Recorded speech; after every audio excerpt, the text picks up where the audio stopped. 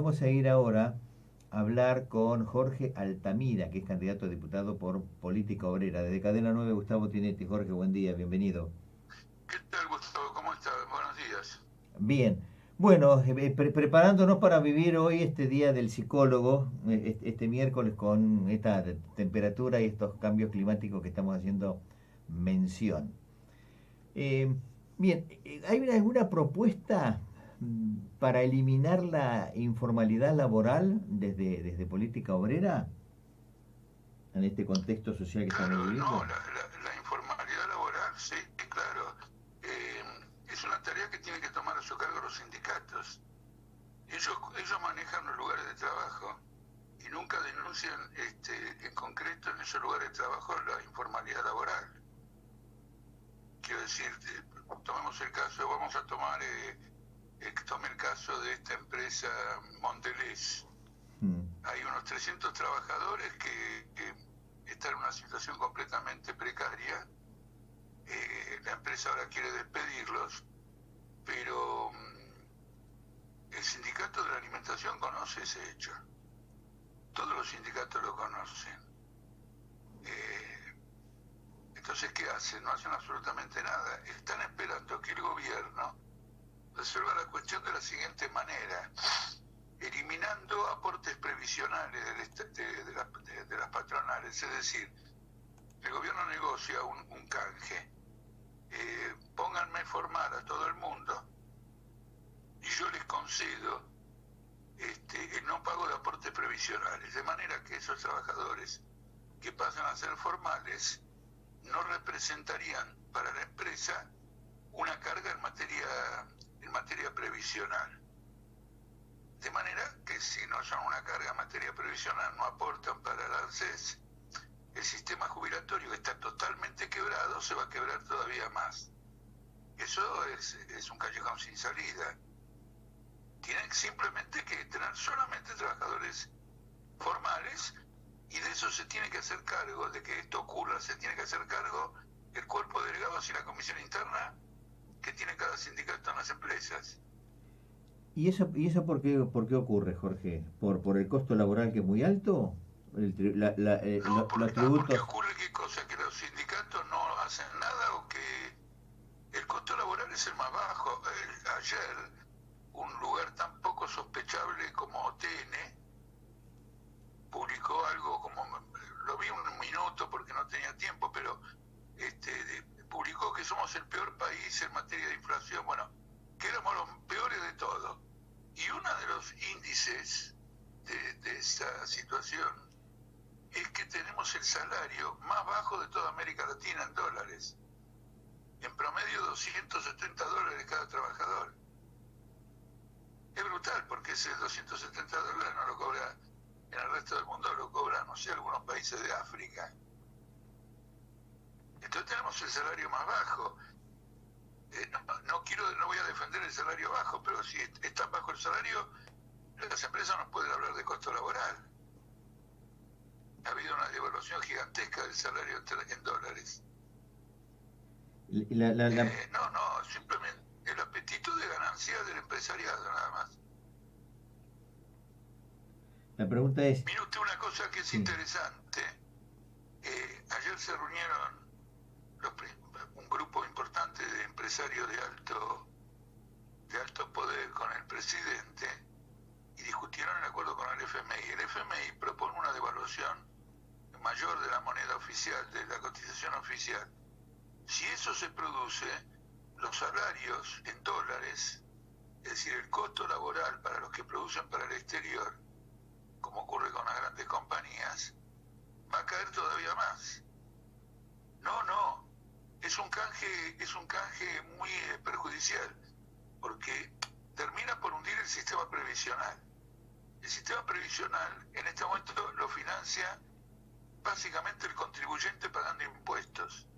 Ha perdido toda autonomía. Antes, en el pasado, había un aporte patronal y un aporte obrero, y eso financiaba las jubilaciones.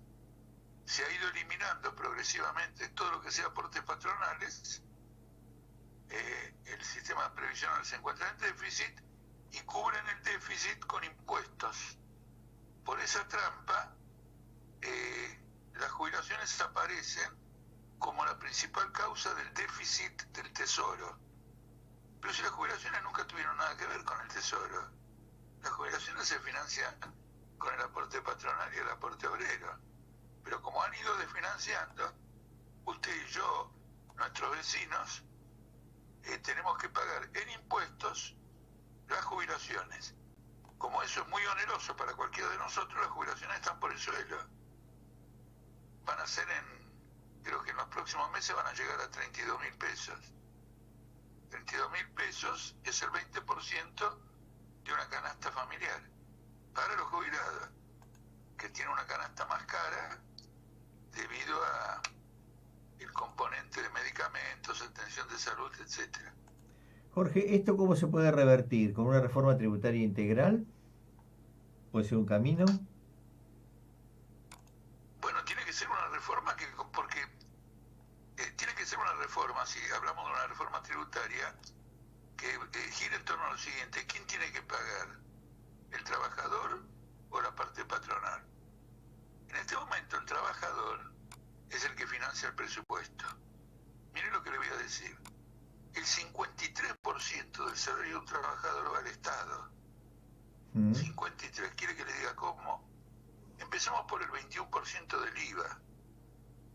El trabajador va al supermercado y encima del precio del producto paga 21% de IVA. No es que paga el precio del producto, paga un impuesto, el IVA. Es 21. Ese tipo de impuesto. Luego muchos trabajadores pagan ganancias. ¿No es cierto? Hay otro impuesto que grava el consumo, que se habla menos, que es ingresos brutos. Sí. Entre el 8 y el 10% de la facturación de una empresa. Las empresas lo trasladan al consumidor. Ya estamos con estos dos en 29, más eventualmente el impuesto a las ganancias, nos vamos a 35. Después, la gente que tiene vivienda o que alquila, paga impuestos.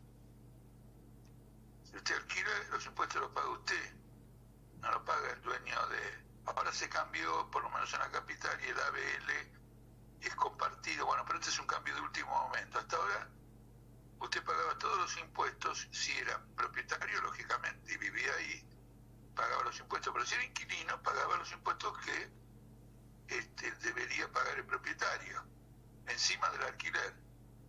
Entonces usted comprenda lo siguiente: si yo trabajo, cobro un salario, y antes de gastarlo para el mantenimiento de mi familia, el Estado me sacó el 53%, estoy viviendo una confiscación económica sin precedentes que los empresarios no denuncian. Todo el tiempo denuncian confiscación económica, pero no denuncian la más alta, la más perjudicial, sobre las espaldas más débiles. Por ejemplo, Milei, que es un enemigo de los impuestos, jamás ha denunciado la carga sobre los trabajadores. Bien, bien. Estás escuchando a Jorge Altamira hoy en Despertate, que es candidato a diputado por Política Obrera. Bueno, un poco el disparador fue cuál puede ser una propuesta para eliminar la informalidad laboral, y nos está explicando cómo está funcionando hoy el sistema. De llegar al... Yo le quiero señalar que sí. estamos discutiendo esto en el marco de una campaña electoral, pero cotidianamente nosotros luchamos sobre estos problemas en caliente, porque esto no lo va a resolver el Congreso, ni el Parlamento, ni nada. El acuerdo con el FMI no va a ser un acuerdo que diga, che, liberen de impuestos a los trabajadores. No, va a ser un acuerdo para liberar de impuestos a las patronales. Por ejemplo, la retención a las exportaciones. Es un impuesto que pagan las patronales y el FMI quiere que se elimine, pero no dice que se elimine el IVA. ¿Se da cuenta? Sí, es fundamental. Bueno, hay una vieja discusión con el tema del IVA. Muchos sectores vienen hablando para reducir precisamente costos permanentemente en las familias y de los asalariados. La eliminación... No hay nadie trabajando en esto, porque... por lo menos... Si usted sí. No, pero le quiero decir por qué. Como el gobierno tiene déficit fiscal, y y el FMI le exige que lo reduzca, que lo reduzca, lo reduzca, usted no piense que van a eliminar un impuesto como el IVA o que lo vayan a reducir. No, no lo van a hacer porque están detrás de la tutela del FMI, del cual dependen por el programa del pago de la deuda externa. Con estos factores atrás, ningún gobierno tradicional, un gobierno que representa a las empresas, va a sacrificar este impuesto. Para eso tienen que gobernar los trabajadores. Si usted me dice que un gobierno trabajador, un gobierno de estas características, sí, claro, van a eliminar ese impuesto, porque ese es un impuesto completamente confiscatorio. Y piense simplemente esto: si usted elimina los impuestos al trabajo, el salario aumenta, el salario real, efectivo, que usted puede gastar, aumenta un 50% sin decretar un aumento de salario. Usted gana 100, el Estado lleva 50. Por lo tanto, usted tiene 50. Usted elimina los impuestos, tiene 100. Yo tuve 100% de aumento salarial y sin aumento de salario directo. Bien, bueno. Otra cosa más, cuando ayer TN publicó, que creo que es correcto porque yo lo vengo siguiendo, que el trabajador, el salario en Argentina promedio era de 285, algo así, de $285, entiende por salario todo el salario que se cobra en la quincena. No saca el impuesto. Si sacara el impuesto, ¿no es cierto?, el trabajador se queda no con 285, sino con la mitad, 142,50. Bien, irrisorio todo. Altamira, de llegar al Congreso, ¿cuáles serían iniciativas puntuales a trabajar en el contexto hoy de política vigente? No, nosotros no vamos a llegar esta vez al Congreso. Tuvimos dificultades, en muchas provincias estamos en la campaña electoral, pero en otros lugares no logramos pasar las PASO.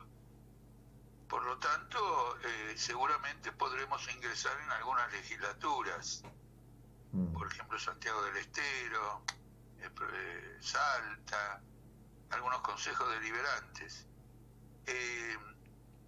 Acá hay que librar una lucha frontal al margen del Congreso, porque el Congreso está cerrado a este tipo de propuestas. Ayer, cuando se reunió con los empresarios, Alberto Fernández, lo que dijo es que el Congreso va a aprobar el acuerdo con el FMI. Sí, pero se va a realizar en el 2022. Quedó todo para el año 2022. Sí, va a ser. Y dijo que todos los diputados, los de él y los de Juntos por el Cambio, van a estar a favor. Por lo tanto, la correlación en materia parlamentaria es la que es. Y muchas veces lo que pasa en el Parlamento no es lo que pasa con la ciudadanía, que vota inducida por factores especiales sin percibir que lo hace perjudicando sus propios intereses. Nos iba a decir que la lucha que se viene, ¿cuál? Y quedó como cortado. ¿Cuál es la lucha que se viene? ¿La del fondo? Bueno, ese va a ser un tema, pero también una cosa que es importante en la clase obrera es tener una agenda positiva, digamos, no porque, bueno, estoy contra el fondo, estoy contra este y todo lo demás. La agenda positiva tiene que ser la lucha por un salario mínimo que cubra el costo de la canasta familiar. Porque entonces sí se moviliza el trabajador por cambiar la situación y no simplemente porque no se empeore. Los sindicatos, sin embargo, están firmando convenios colectivos de trabajo por debajo de la inflación. Por ejemplo, se prevé para este año 2022 una inflación del 50-53%. Y por lo que veo, los últimos convenios colectivos están entre 35 y 40. Como el salario viene deteriorándose hace 3 años, con este tipo de acuerdos se deterioran todavía más, cuando en realidad habría que pedir un aumento, habría que imponer un aumento salarial que reponga lo que se perdió en los últimos 2 o 3 años, para dejar de ser el país que tiene el salario en dólares más bajo de América Latina, cuando eso era al revés en el pasado. En el pasado era el país que tenía el salario en dólares más alto de América Latina. Los demás países, sus trabajadores ganaban menos que un trabajador argentino. Es impresionante, hemos pasado del primer puesto al último. Y esto no conmueve a ninguna, ni a los macristas, ni a los kirchneristas, eso no los conmueve. Que este es un dato histórico, porque muestra que este sistema se derrumba. No ha sobrevivido ningún sistema que proceda a una confiscación tan brutal sobre su propia fuerza de trabajo y en esas condiciones todavía pretenda industrializarse. Mire, le cuento una cosa que viví personalmente. Sí. Quise comer algo afuera este fin de semana largo con mi familia y me encontré con un restaurante que había que hacer una cola de 20 minutos para poder ocupar una mesa. Pero como quise entrar al baño, ingresé al establecimiento mientras mi hijo hacía la cola y vi que la mayor parte de las mesas estaban vacías.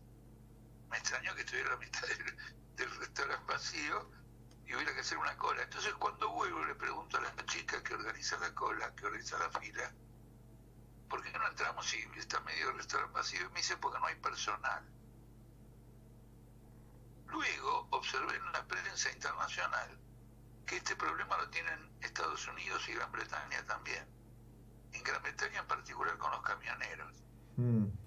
Es decir, hay una crisis laboral en el mundo porque los salarios y las horas de trabajo que se quiere imponer a los trabajadores después de la pandemia provoca que los trabajadores rechacen ese empleo.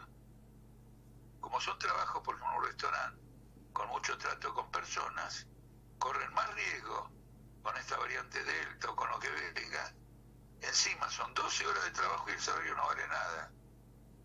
Entonces los trabajadores, una parte de ellos, busca rebuscársela de otra manera. Acá usted tiene una crisis laboral abierta como consecuencia del brutal empobrecimiento de la clase trabajadora. El otro día leí que en una fábrica metalúrgica una agrupación sindical repartía alimentos. Pero como si está trabajando en una fábrica, no le puede faltar alimento a un trabajador metalúrgico. Sí, le falta. Repartían bolsones a la salida. Como en una agrupación metalúrgica conocía qué carencias tenían en esa fábrica los obreros y hicieron todo esto. Esto es insostenible. Bien. Bueno, un cuadro de situación particular, pero está también en el marco de crisis que tiene hoy en este momento la coyuntura sociopolítica económica, ¿no? Y acá aflora en toda esta descripción que se está realizando. Bueno, acá hay algo más, acá hay una crisis casi terminal del gobierno. El gobierno tiene una fractura interna que lo inhabilita para encarar los problemas que le quedan en estos últimos años. Entonces ya observé que algunos diarios, ahora que viene el aniversario de la caída de la Rúa, están señalando que vivimos una situación similar. Es decir, ya se está empezando a hablar de una caída del gobierno.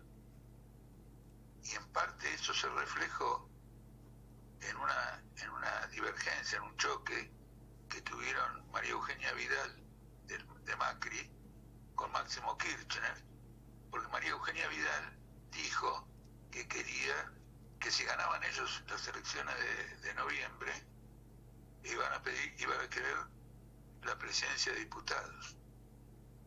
Sí, Tener sí. la presidencia de diputados significa ubicarse en la línea sucesoria, Claro. en caso de que renuncie el presidente. Como esa renuncia vendría acompañada con la de la vicepresidenta, que la presidenta del Senado, el siguiente puesto quedaría para el presidente o la presidenta de diputados. Y María Eugenia Vidal dice, queremos tener la presidencia. Es decir, que ya se está colocando una crisis política ya de otro carácter, donde está en juego la permanencia o no del gobierno. Sí, sí, Por eso la reunión ayer con los empresarios que oficialmente era sobre el tema FMI, yo la interpreto como de otro alcance. ¿Cuál? Es decir, que fueron a discutir si los empresarios van a avalar una movida de piso al gobierno. Bien, bueno, esperemos los acontecimientos. Jorge, muchísimas gracias por el gesto y buena jornada, ¿eh? Y muy amable y además por... Muchísimas gracias a usted.